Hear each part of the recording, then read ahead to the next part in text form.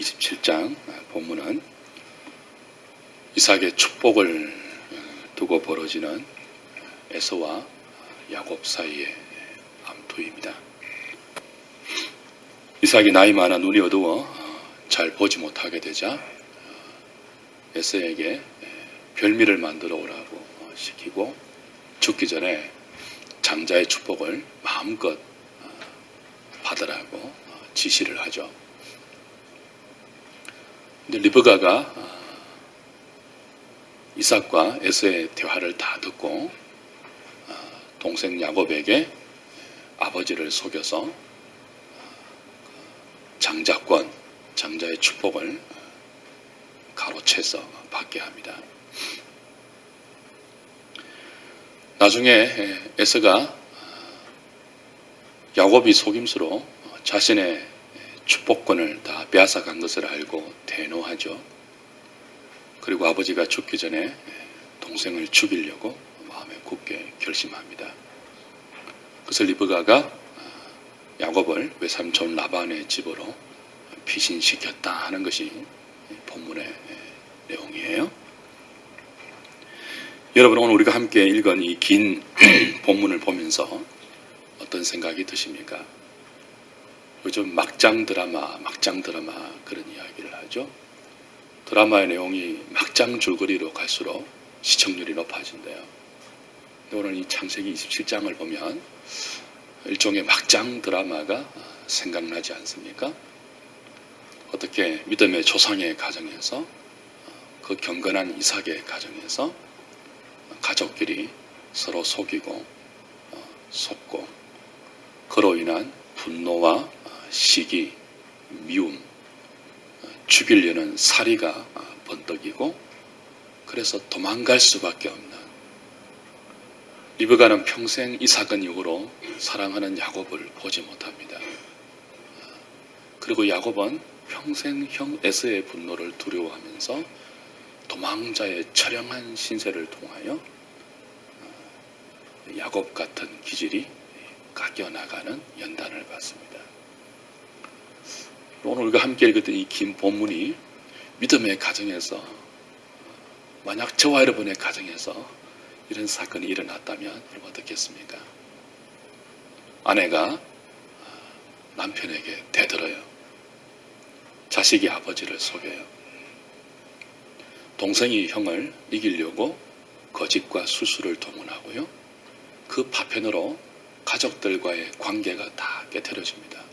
평생 정오해야 되고 그리워하지만 보지 못해야 되고 두려워해야 하는 깨어진 가정의 모습이에요.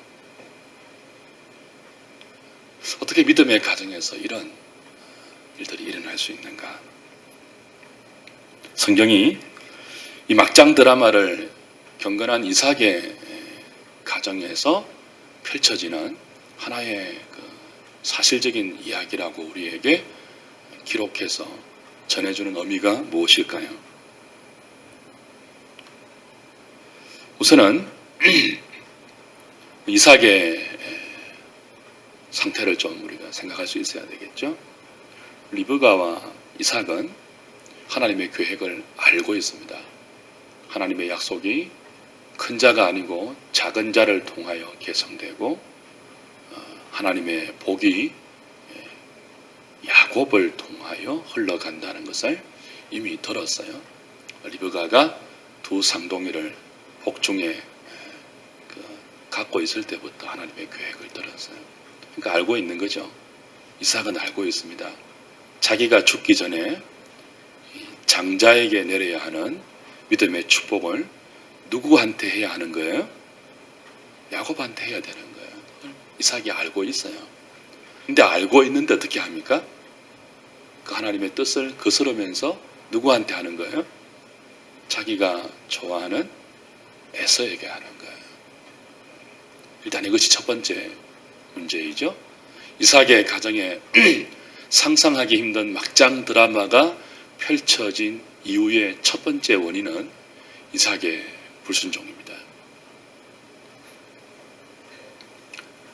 그러나 아무리 하나님의 계획이 야곱을 향하여 흘러가고 있다 할지라도 자신의 손으로, 자신의 기도로 넘겨주어야 하는 장자의 축복만은 자기가 좋아하는 에서에게 넘겨주고 싶어 했어요.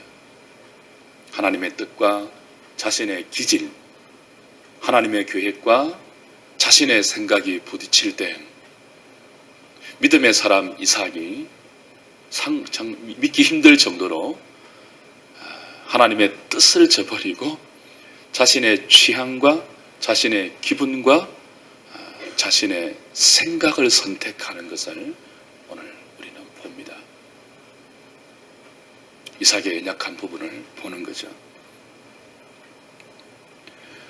문제는 하나님의 뜻을 거스르는 이삭의 불순종도 문제이지만 그렇게 장자를 향한 축복권을 자식에게 비는 이 방식도 더 큰 문제예요. 이삭은 에서에게 자신이 줄 수 있는 영적인 축복권을 마지막으로 주려고 할 때 별미를 만들어 오라고 했습니다. 그리고 자신으로 하여금 그 별미를 배부르게 먹게 해서 기분이 좋은 상태에서 마음껏 복을 빌 수 있게 해달라고 그렇게 에서에게 당부했어요. 사랑하는 여러분, 원래 축복은 그렇게 하는 게 아니에요. 축복은 복을 비는 거예요. 사람이 사람에게 복을 비는 거예요. 특별히 믿음의 집안에서 가장이 죽음 직전에 자식에게 하는 영적 상속의 의미를 가진 축복권은 자기 좋아하는 음식을 배부리 먹고 그 배가 부른 상태에서 기분 좋은 그 좋은 기분을 담아서 마음껏 하는 그런 시간이 아니에요. 지금 이삭이 하나님이 넘겨주신 믿음의 바톤, 아브라함 때부터 주신 약속이잖아요. 너의 가정을 통해서 큰 믿음의 민족을 이루고 하나님 나라의 땅을 주겠다는 약속이 계승되는 라인이란 말이에요.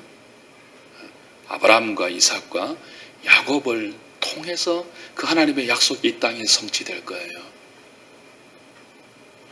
그래서 이 하나님의 언약을 계승하는 의미의 축복의 시간은요, 자기가 좋아하는 음식 먹고 그 음식으로 인해서 기분 좋아서 행할 수 있는 기도가 아니에요. 이건 더 엄숙하게, 더 진지하게, 더 경건하게 한평생 하나님의 약속을 바라보고 믿음으로 경주했던 자신의 삶의 경주가 다 끝났음을 직감했을 때 그 믿음의 바톤을 경건한 자식에게 넘겨주면서 하나님의 은혜가 이 믿음의 바톤을 이어받아서 남은 평생 하나님 나라를 소망하면서 살아가야 할 자식에게 잘 넘겨질 수 있도록, 그리고 이 자식이 자신보다 갑절의 영감을 가지고 하나님 나라의 신실한 백성의 삶을 살 수 있도록 하나님께 간절한 마음으로, 그리고 절절한 마음으로 정말 엄숙하고 진지하고 그리고 사모하는 마음으로 경건하게 치루어져야 할 의식이 뭐예요? 마지막 축복이에요. 근데 이삭은 그렇게 하지 않았어요.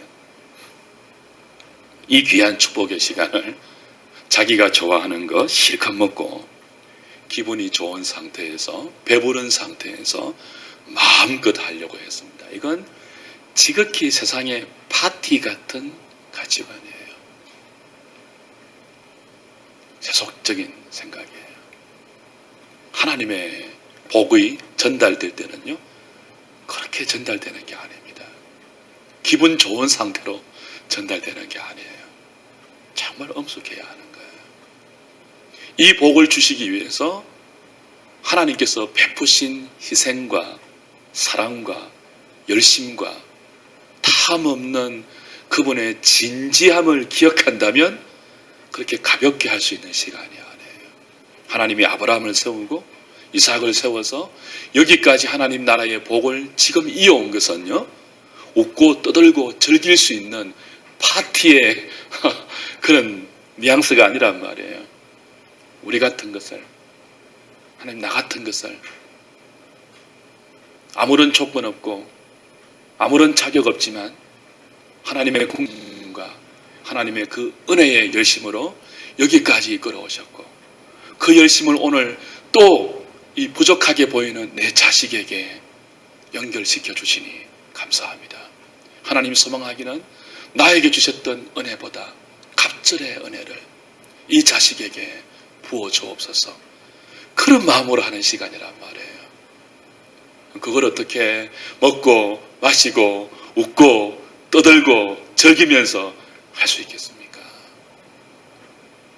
이삭은 나이가 많아 육신의 눈만 흐려진 게 아니고, 그 원인이 무엇인지는 모르겠지만 영적인 눈이 지금 더 흐려져 있는 것입니다. 분별을 못하는 거죠. 하나님의 복을 개성시키는 이 귀한 축복의 시간을 어떻게 해야 하며, 자신의 취향과 자신의 생각과 자신의 계획과 다른 하나님의 뜻에 어떻게 복종해야 하는지도 잊어버리고 세상적인 방식을 동원해서 이 귀한 축복의 시간을 파티로 만들려고 하고 있는 것입니다.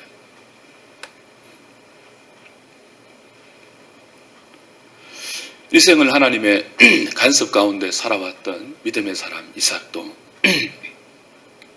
원인은 모르겠지만 이렇게 될 수 있습니다. 세속적인 가치관에 이렇게 한순간으로 젖어들 수 있습니다.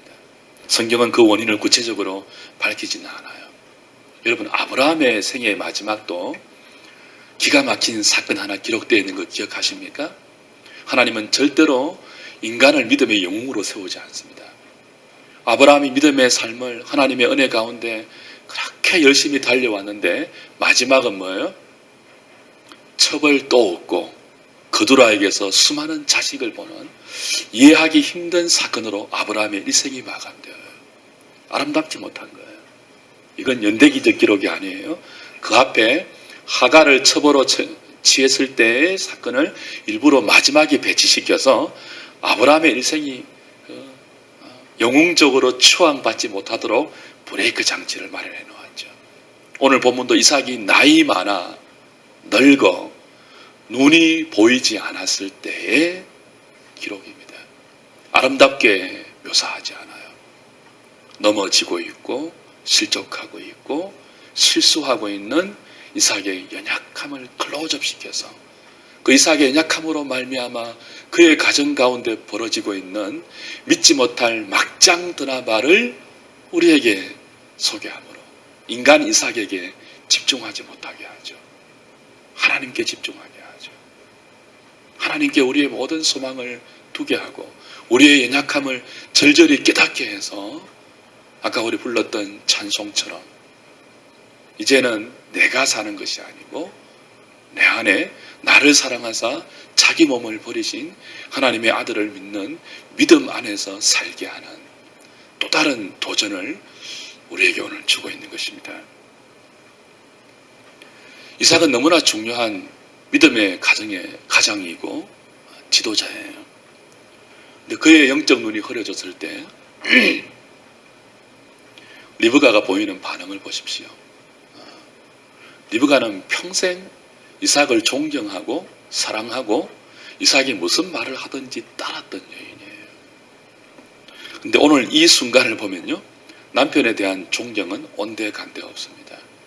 남편의 권위를 완전히 무시하면서 철저하게 이삭을 속이고 있습니다.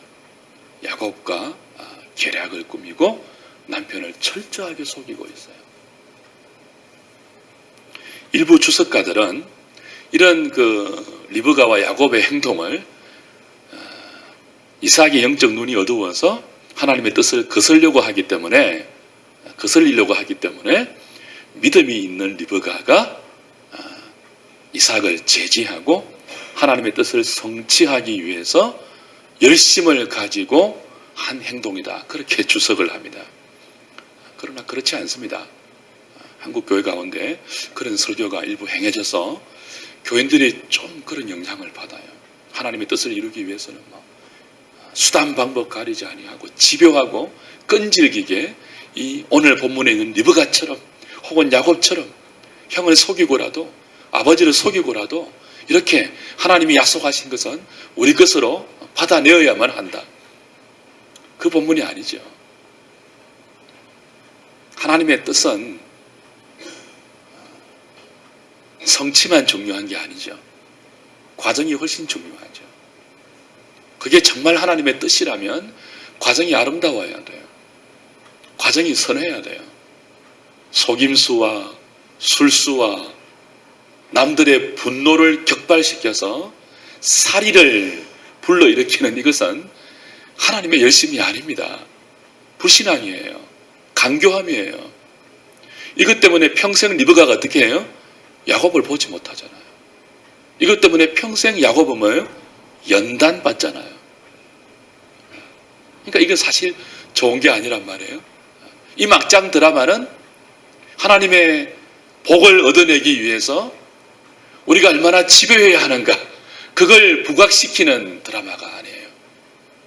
하나님 말씀을 무시했을 때 영적인 가장이, 영적인 지도자가 하나님 말씀을 무시하고 자기 취향과 자기 계획대로 영적 눈이 흐려져서 몰고 갔을 때 그것이 얼마나 그 공동체와 가정 가운데 기가 막힌 아픔과 상처와 하나님의 징계 가운데 오랜 연단을 불러오는가를 경고하는 경고의 메시지예요.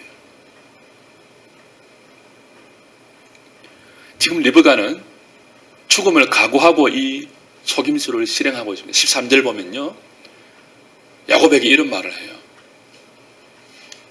만약 이 속임수가 통하지 않아서 네가 아버지에게 들켜 복이 아니고 저주를 받게 된다면 그 저주는 내가 다 받을 테니까 빨리 실행하라 그럽니다.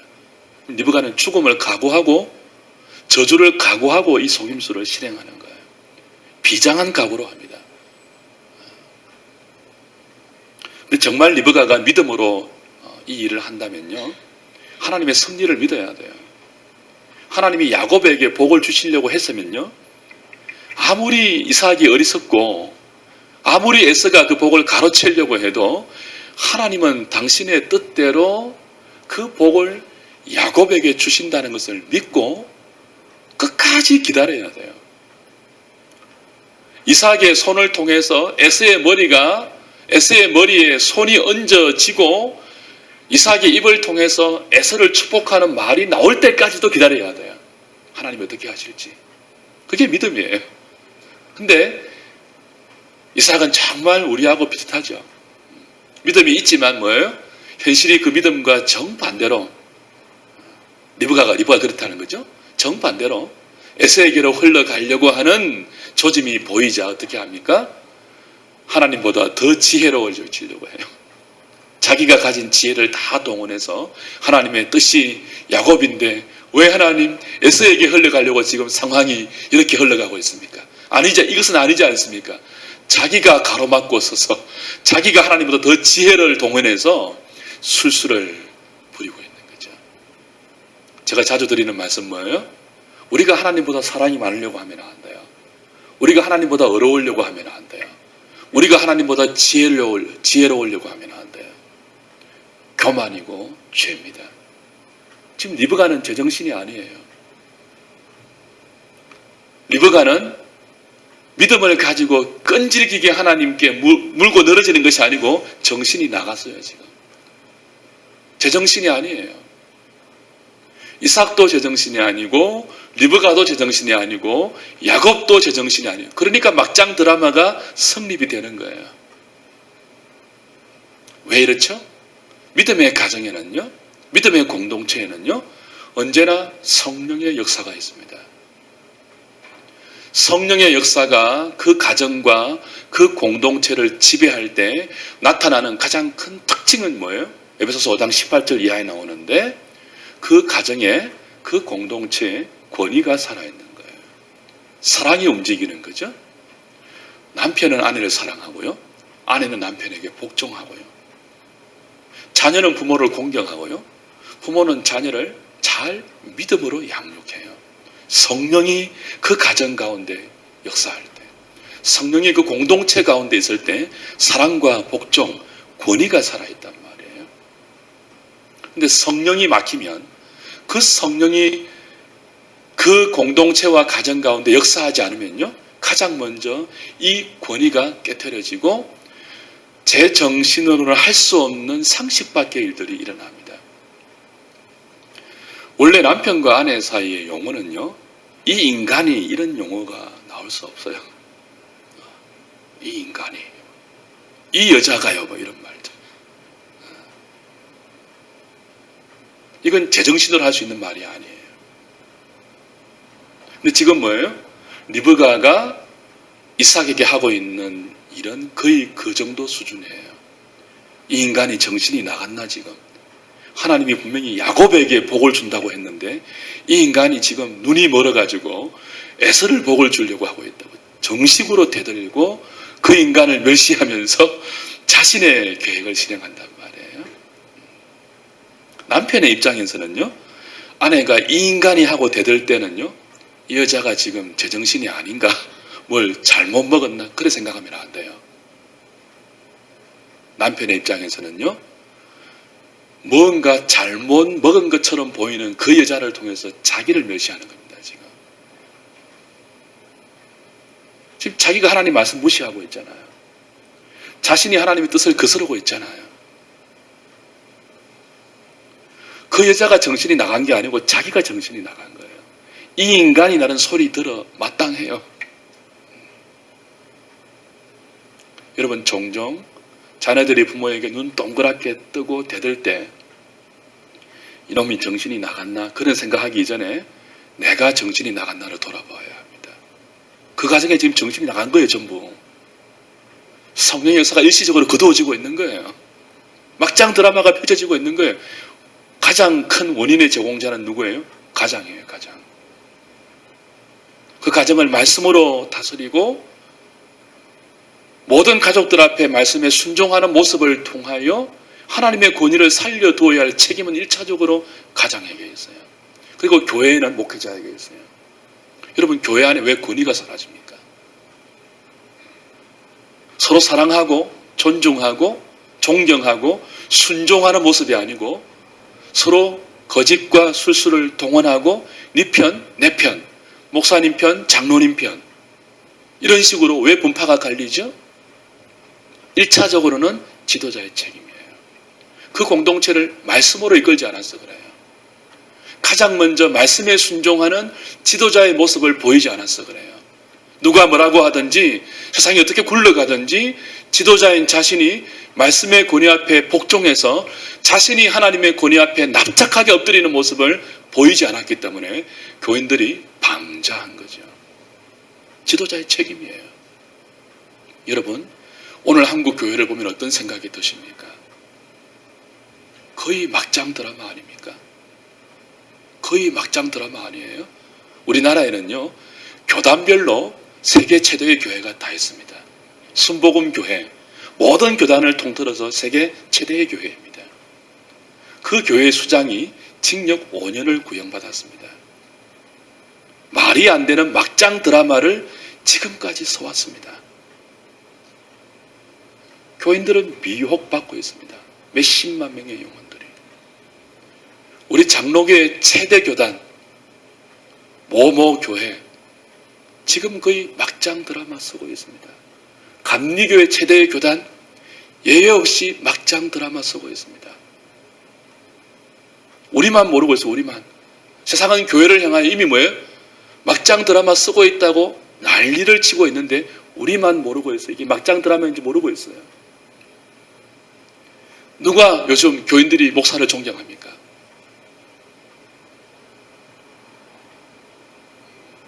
거의 뭐 있을 수 없는 일들이 일어나고 있죠. 서로 대들고 싸우고 지하에서 예배드리고 기도하고 지상에서 예배드리고 기도하고 바리게이트 치고 서로 사탄아 물러가라 하면서 막 싸우고, 이런 막장 드라마가 어디 있습니까? 거룩한 하나님의 교회에서 누가 뭐라고 하든지 서로 사랑하고 아끼고 존중하고 주위에서 무슨 말이 들려오든지 나는 그 말을 믿을 수 없어. 내가 사랑하는 이 가족은 절대로 그런 사람이 아니야. 서로 믿어주고 방어해주고 하는 그런 분위기 요즘 찾아보기 힘들잖아요. 고소하고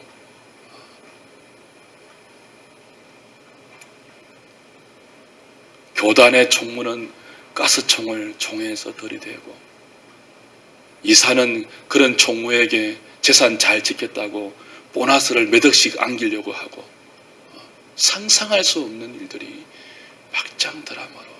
제가 부끄러운 이 일을 왜 합니까? 이야기를 왜 합니까? 제가 잘났어가 아니에요. 우리만 어렵기 때문이 아니에요. 우리의 현실이 그래요. 성령의 역사가 얼마나 많이 조국 교회 가운데 사라지고 있습니까? 하나님의 말씀은, 진리의 말씀은 점점 사람들이 듣기 싫어하고요.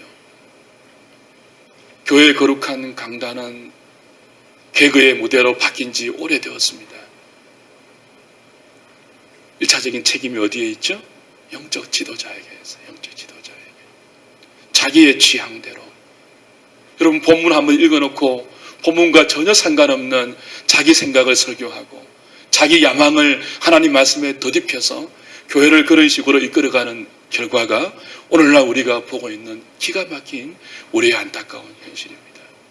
원래 교회의 표어는요, 몇 년도까지 선교사 몇 명, 몇 년도까지 교인 몇 명, 이런 것은 교회의 비전이 될 수 없어요.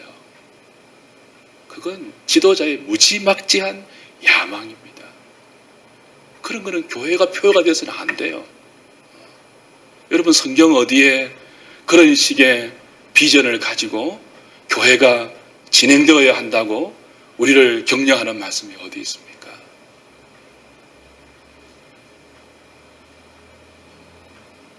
오늘 우리는 상식도 지키기 버거운 이 막장 드라마를 우리의 현실로 아픔 가운데 경험하는 비극을 이미 겪고 있는 거죠.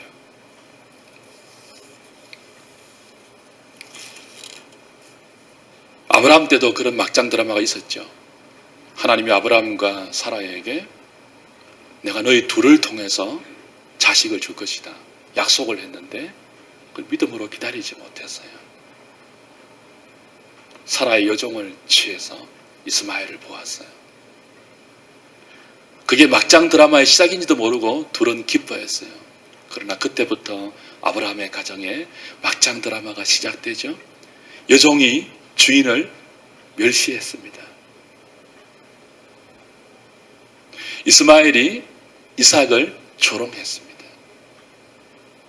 집안의 권위가 무너지고 사라는 아브라함에게 대들었습니다.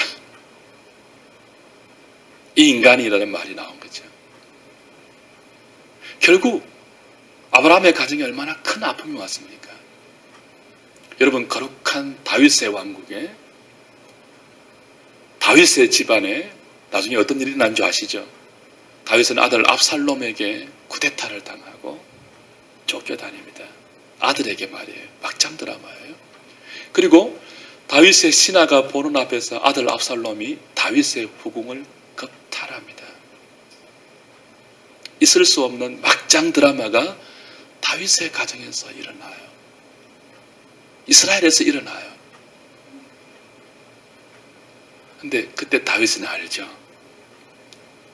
이 원인이 내가 신하를 속이고 하나님 말씀을 어기고 범죄했기 때문이구나. 아들을 통해서 맛보는 이 능멸은 하나님이 나에게 주시는 징계이구나를 알죠. 그래서 시므이가 다윗을 따라다니면서 욕을 하고 저주를 하고 돌을 던지죠. 그때 다윗의 군인들이 이 시므이를 죽일까 하라고 할 때 다윗이 뭐라고 합니까? 놔둬라. 하나님이 이 시므이를 통해서 나를 능멸하고 있다고 받아들이죠. 우리의 가정에, 우리 공동체 안에 때로 상상할 수 없는 이런 막장 드라마 같은 제정신으로 일어날 수 없는 시기와 질투와 싸움과 거짓과 속임수, 그로 인한 아픔과 상처들이 우리 현실로 다가올 때 우리 가장 먼저 뭐 할 수 있어야 된다고요?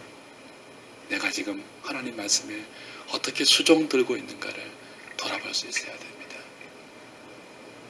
이 막장 드라마가 나 때문이 아닌지를 우리는 돌아볼 수 있어야 돼요. 그리고 그때라도 늦지 않았죠. 다윗처럼 하나님 말씀으로 돌아가면 돼요. 하나님은 얼마든지 우리의 삶에 막장 드라마를 중단시키고 회복시킬 수 있는 능력의 하나님입니다. 말씀으로 돌아가면 돼요. 하나님의 권위 앞에 다시 돌아가면 돼요. 다시 무릎 꿇고 눈물로 침상을 적시면서 하나님, 제가 잘못 생각했습니다. 돌아가면 회복시키는 분이죠. 말씀 맺읍시다. 오늘 우리의 삶에 이런 막장 드라마가 있지 않기를 축복합니다. 절대로 있어서는 안 돼요. 이런 거. 그러기 위해서는 뭐 해야 되죠? 지도자가 중요합니다. 저는 가장들에게 도전합니다. 우리 남편 여러분, 여러분에게 하나님이 맡기신 믿음의 가정들을 잘 지키십시오. 어떻게 지키라고요? 하나님의 권위에 순종하는 것들을 여러분이 말씀에 순종하는 것을 통해서 아내와 자식들에게 보이십시오. 죽음을 각오하고 말씀에 헌신하십시오. 그럴 때 누가 뭐라고 하든지 하나님의 뜻은 하나님의 방식으로 우리에게 놀라운 은혜와 복으로 임할 것입니다. 교회 지도자를 위해서 기도해 주시기 바랍니다. 저를 위해서 기도하시고 한국교회의 지도자를 위해서 기도하시고 목회자와 장로님들을 위해서 기도하십시오. 영적 지도자가 말씀의 권위 앞에 두렵고 떨림으로 순종하는 모습을 교인들에게 보이게 하여 주옵소서. 영적 지도자가 말씀보다 자기의 기질과 자기의 야망과 자기의 계획을 말씀을 빙자해서 고집하고 나갈 때 공동체 가운데 성령의 역사가 중단되고요. 불순종과 다툼과 거짓과 술수, 그로 인한 아픔과 미움과 시기와 질투가 가득하게 되는 것입니다. 오늘 우리의 모습을 돌아보면서 하나님, 우리의 가정과 우리 교회 공동체가 우리도 모르는 사이에 이렇게 세속적인 가치관에 젖어서 막장 드라마라는 하나님의 징계가 우리의 현실이 되지 않도록 우리를 은혜로 지켜주시고 말씀 앞으로 늘 인도하여 주십시오. 우리에게 이삭의 연약함이 있고요, 리브가와 야곱의 간사함이 있고요, 에서의 우둔함이 동시에 있습니다. 하나님 불쌍히 여겨주셔서 이 자리로 가지 않도록 지켜주시고 징계를 통하지 않고 복의 자리로 갈 수 있는 은혜를 달라고 저에게 좀 기도하면 좋겠어요. 찬송할까요?